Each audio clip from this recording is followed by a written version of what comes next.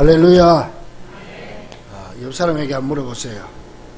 당신은 예수님의 팬입니까? 예수님의 제자입니까? 물어봐요.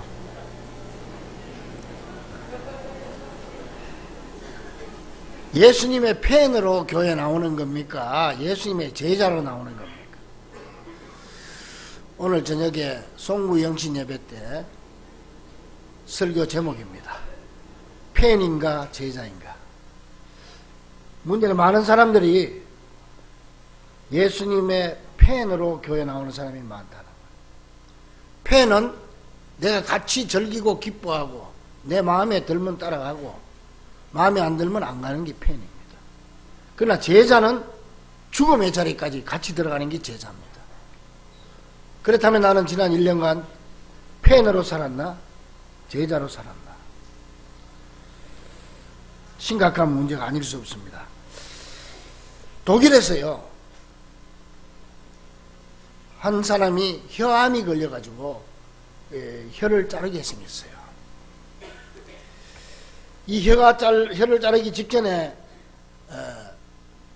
의사가 말합니다. 이제 수술하고 혀를 자르고 나면은 다시는 말을 못하는데 마지막입니다. 마지막 할 말을 하십시오. 그 환자는 한참 동안 말을 하지 않고 깊은 생각에 잠겨 있었고, 주위에 둘러선 많은 사람들도 과연 마지막 한마디는 무슨 말을 할까? 누구의 이름을 부를 것인가? 궁금해하면서도 애처로워하면서도 주목하고 있었습니다. 이었고 이 환자의 눈에서는 눈물이 줄 흘러내렸습니다. 그리고 그는 마지막으로 떨리는 입술로 고백했습니다. 주님 감사합니다. 주님 감사합니다. 그는 마지막으로 주께 감사하는 말을 했습니다. 벌써 2017년 마지막 날입니다. 우리는 이 마지막 순간에 무슨 말로 금년 1년을 매듭지어야 할까요? 저는 어려서 시골에서 볏짚으로 새끼 꼬는 모습을 본 적이 있습니다. 여러 사람이 사랑방에 모여가지고 이런저런 얘기를 나누면서 집에서 가져온 볏짚으로 새끼를 꼬는데, 배고프면은 감자나 고구마를 삶아 먹거나 구워 먹으면서도 김치 국물을 또 퍼와가지고 같이 마시면서 얘기를 나누면서 밤새도록 새벽까지 이렇게 새끼를 꼽니다. 근데 새끼 꼴 때 보면은 그 볏짚을 부드럽게 하기 위해서 아주 계속 춤을 계속 바르면서 그 볏짚을 꼬는데, 어떤 사람은 꼬아가지고 발 밑에다가 이렇게 챙겨 놓기도 하고, 어떤 사람은 등 뒤에다가 이렇게 쌓기도 하고 이렇게 합니다. 근데 중요한 건 뭐냐면은 새끼를 다 꼰 다음이 중요한 겁니다. 매듭을 잘 지어야 되는 겁니다. 이 매듭을 안 지어 놓으면은 이게 밤새도록 다 풀어져 버려요. 그럼 밤새도록 한 수고가 헛수고가 되기 때문이죠. 자, 지금 우리는 이 한 해에 매듭을 지을 시점에 와 있습니다. 그래서 오늘이 한 해 중에 가장 중요한 시간입니다. 지난 한 해 잘 살았든 못 살았든, 내가 새끼를 100m를 꽂든 200m를 꽂든 10m를 꽂든 이제는 매듭을 지어야 할 시기가 되었다는 거예요. 이 매듭을 잘 지어야 그만큼 살았던 것, 그만큼은 남아있을 것이기 때문입니다. 그래서 파랑새의 작가 메들리가 말합니다. 인생은 한 권의 책과 같다. 근데 한 권의 책인데 하루에 한 장씩밖에 쓸 수 없다.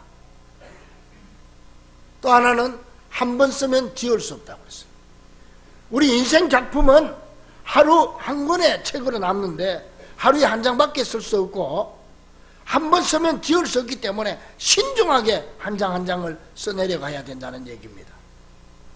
그렇다면 2017년 한 해를 마무리 짓는 이 시간, 오늘이라고 하는 이 한 장 남은 금년의 내 인생 작품을 어떻게 매듭지어야 내 인생 작품이 의미를 더할 수 있을까요?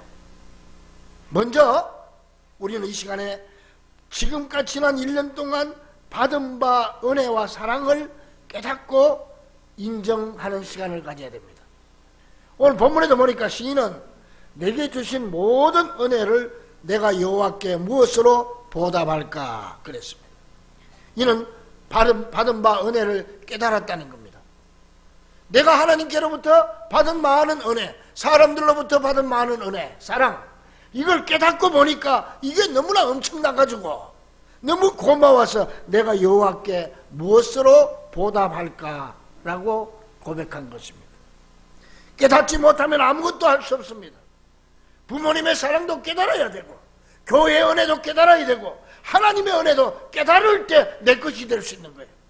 깨달을 때 감사가 있을 수가 있는 거예요.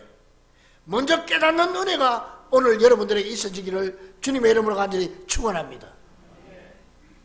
많은 은혜를 받고 많은 사랑을 받았으면서도 깨닫지 못하는 자는 정말 그 인생은 명작이 아니고 완전 졸작품입니다. 명작이 될 수가 없습니다. 작은 은혜라도 크게 깨달을 줄 아는 자, 깨달아야 그 다음 단계로 갈 수 있습니다. 지난 한 해 돌이켜보면서 하나님의 은혜와 가족들의 사랑과 교회와 이웃에게 받은 은혜와 사랑을 깨닫고 인정하는 것, 그것이 은혜를 받은 사람들이 가져야 될 첫 번째 단계입니다. 돌이켜보면 하나님의 은혜가 아닌 것이 없습니다.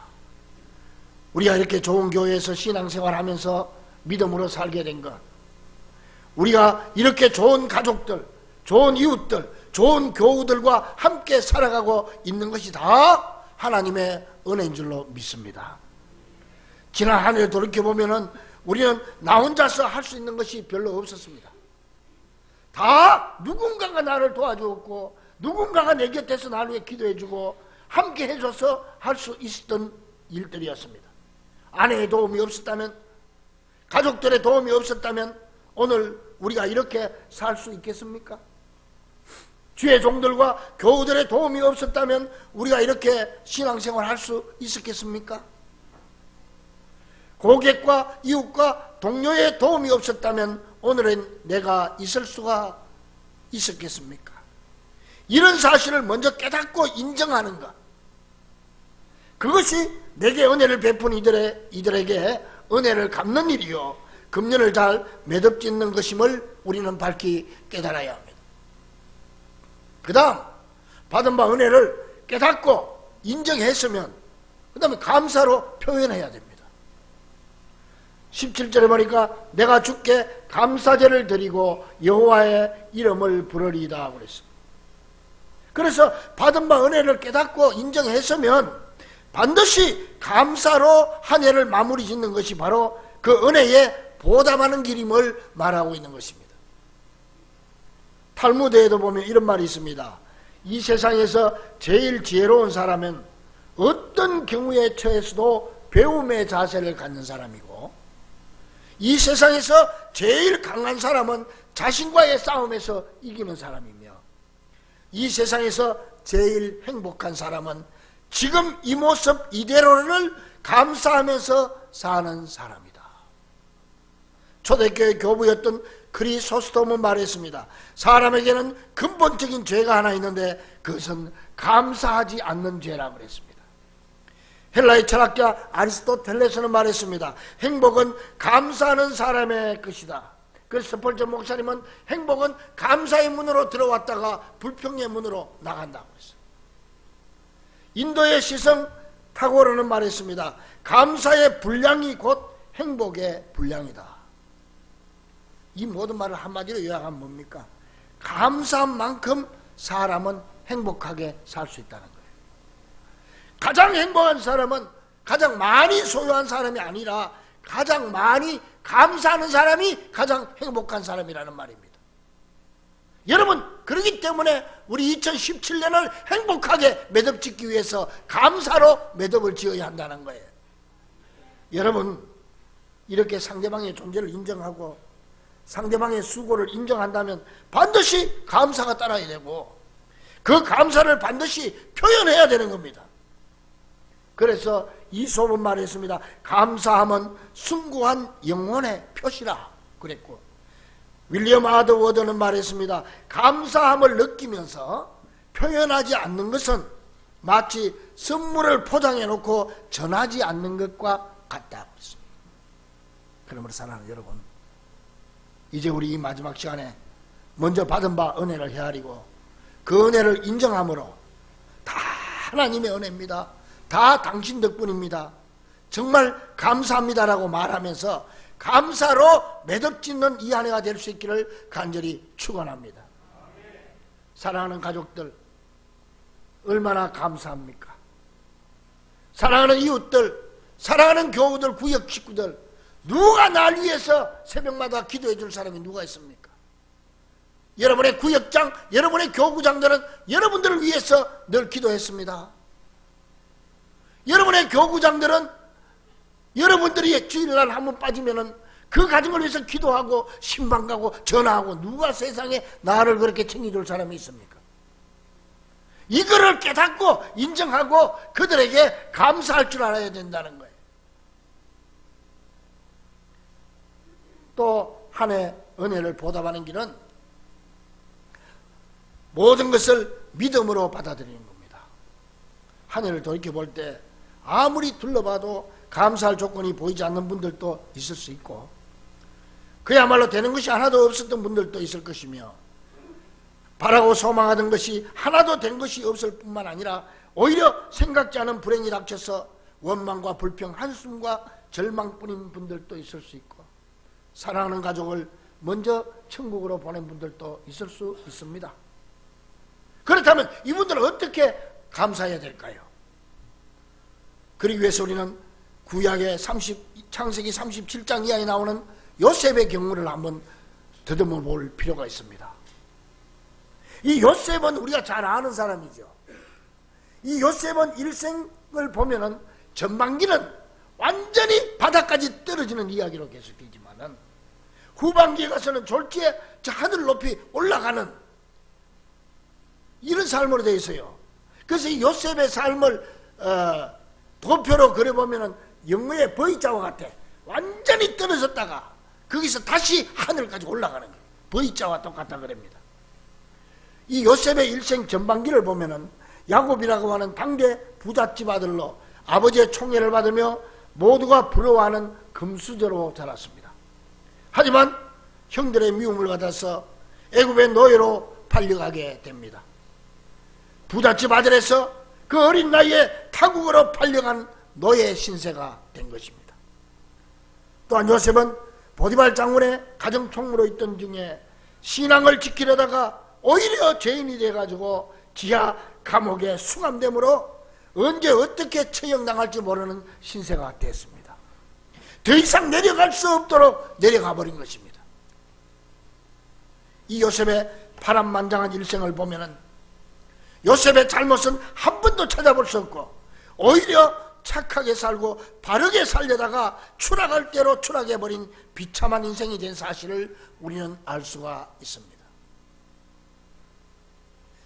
그런데 중요한 것은 요셉은 이런 억울한 일을 당하고 이런 불행 속에서도 저 사망의 엄침한 골짜기로 내던져진 상황에서도 한 번도 그리고 한마디도 하나님이나 사람이나 환경을 원망하거나 불평하지 않았다는 겁니다. 그래서 우리는 구약에서 요셉을 예수님의 모형이라고 합니다. 성경에 수많은 사람들이 나오는데 보면은 다 잘못한 것이 있고 잘한 것이 있고 그 나와요. 잘못한 것도 있고 다윗도 실수한 적이 있고 다 잘못한 게 있어요. 그런데 잘못한 것은 한 번도 없는 것이 요셉입니다. 요셉의 잘못은 일체 기록이 되어 있지 않습니다. 그래서 요셉을 우리는 예수님의 모형이다 그래 말합니다. 근데 그 일생이 또 예수님과 비슷해요. 야곱의 집에서 호화롭게 살다가 예수님이 하늘 천국 계시다가 형들의 미움을 받아가지고 저 애굽으로 종으로 팔려가지고 예수님 이 세상에 오신 걸 말해요. 올 대로 오시고 고난 받으시다가 거기서 또 보디발 아내의 유혹을 뿌리치다가 저 지하 감옥으로 갇힙니다. 예수님 이 땅에서 고난 받다가 십자가에 죽으셔서 인간의 무덤까지 내려가잖아요. 거기서 다시 요셉은 국무총리, 총리 대신으로 올라갑니다. 예수님이 무덤에서 부활해서 다시 올라가죠. 그러니까 이게 코스가 비슷해요. 그래서 우리는 요셉을 예수님의 모형이라고 합니다. 그런데 요셉의 삶을 통해서 우리가 반드시 기억해야 될 건 뭐냐? 그가 말할 수 없는 고난과 어려움을 당하고 이해할 수 없는 절망적인 상태에 빠졌지만은, 얼마든지 불평하고 원망할 수 있지만은 한 번도 원망하거나 불평한 일이 없다는 거예요. 왜 그랬을까요? 어떻게 그럴 수가 있습니까? 한마디로 요셉의 믿음 때문입니다. 믿음이 있었기 때문입니다. 모든 걸 믿음으로 받아들인 겁니다. 모든 걸 믿음으로 받아들이면 행복합니다. 또 감사가 있을 수가 있습니다. 지금은 어렵고 힘들지 몰라도 하나님이 나와 함께 하신다. 내가 노예로 끌려왔지만 지금 여기도 하나님이 나와 함께 하신다. 비록 억울한 누명을 쓰고 옥에 갇혀도 여기에도 하나님이 나와 함께 하신다. 그 하나님이 나를 반드시 좋은 곳으로 인도해 주실 것이다. 지금 나와 함께 하시는 하나님은 결국 나를 선한 길로 인도하시고 모든 것이 합력하여 유익된 길로 매듭지어질 것이다. 믿습니까? 이 믿음을 가졌기 때문에, 모든 사건의 종말과 그 인생의 마지막 매듭을 믿음으로 지었기 때문에, 그래서 요셉이 된 겁니다. 그래서 그의 인생은 해피엔드로 끝나는 겁니다. 그러니까 요셉의 삶은 모든 결론이 오직 믿음으로 매듭지어졌다는 거죠. 실컷 잘해놓고 의심으로 끝나는 사람도 있어요. 실컷 교회 봉사 잘하고 실컷 충성해놓고 에이구 뭐 그럴까 의심하고 끝나버려. 아닙니다. 아무리 힘들고 어려워도 여기에 믿음을 플러스 시키면 그게 감사로 변할 수가 있습니다. 할렐루야. 여러분 지금 어렵습니까? 무슨 문제 있습니까? 거기다 믿음을 플러스 시키면 되는 거예요. 이런 믿음은 요셉을 낙심해서 건져주었고, 이 믿음이 그에게 용기를 주었으며, 하나님은 결국 그 믿음대로 그 길을 활짝 열어주시고 그를 높이 들어주신 줄 믿으시기 바랍니다. 사랑하는 여러분, 상황과 여건이 좋지 않습니까? 생각했던 대로 되지 않고 있습니까? 너무 힘이 듭니까? 상황과 여건을 보지 마십시오. 지금 나와 함께 하시는 하나님을 바라보는 믿음의 눈을 가지고, 손에 잡히는 것도 없고 내 앞이 칠흑같이 어두울지라도 믿음으로 감사하십시오. 나의 그 상황 속에, 나의 현실 속에 믿음을 플러스 시키세요. 믿음으로 매듭을 지었어요.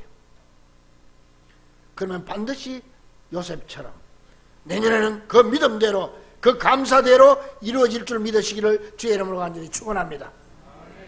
또 한 해의 은혜를 보답하는 길은 뭐냐? 다 용서함으로 한 해를 마무리하는 겁니다. 오늘 저녁에 여러분들 송구영신 예배 드리면 제가 또 다른 종이를 또 하나 나눠 드릴 겁니다.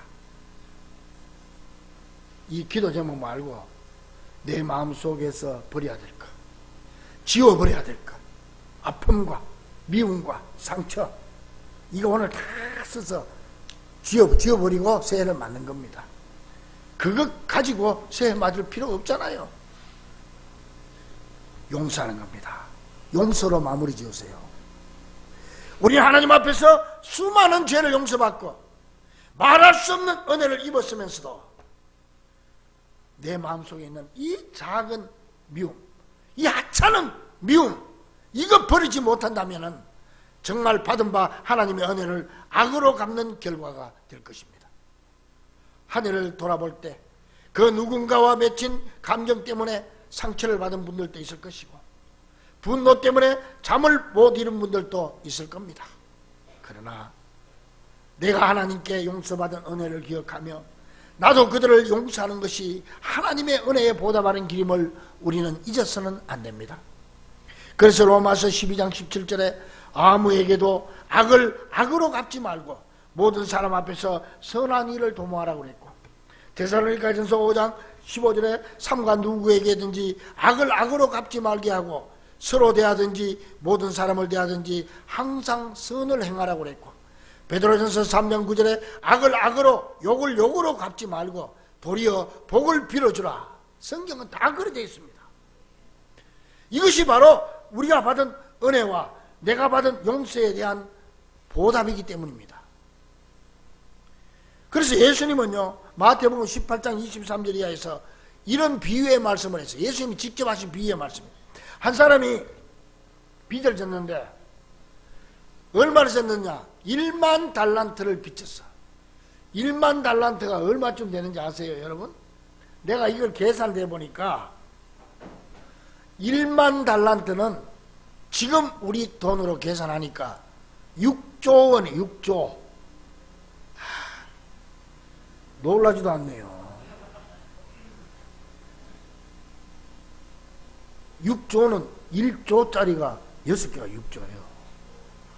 우리 교인들 재산 다 모아봐도 그만큼 안 돼요. 용인 사람 재산 다 모아도 그만큼 안 될 거예요. 그러니까 이 사람이 가서 사자, 아이고 제발 봐주세요. 다음에 갚겠습니다. 다음에 지금 어떻게 갚겠습니까? 그래도 말이라도 다음에 갚겠습니다. 성의를 보이는 거예요. 그랬더니 주인이 너무 불쌍해가지고 용서해 주는 거예요. 그때는요, 법으로 하면은 빚을 못 갚으면은 자기 가족들도 다 팔아가지고 빚 갚고 자기도 종으로 들어가야 돼요. 그때 법이. 그런데 그냥 안 받고 그냥 용서해 주고, 알았다, 앞으로 잘 살아라 그러고 탕감해 준 거예요. 얼마나 좋은지. 그 집에서 춤추면서 밖으로 나와 대문 앞에 나와서 누굴 만나냐? 자기 동료, 직장 동료를 만났는데 자기가 그 사람에게 100데나리온의 빚을, 돈을 빌려준 사람을 만났어. 100데나리온은 얼마냐면은 한 데나리온이 당시 노동자들 하루 품삯이야.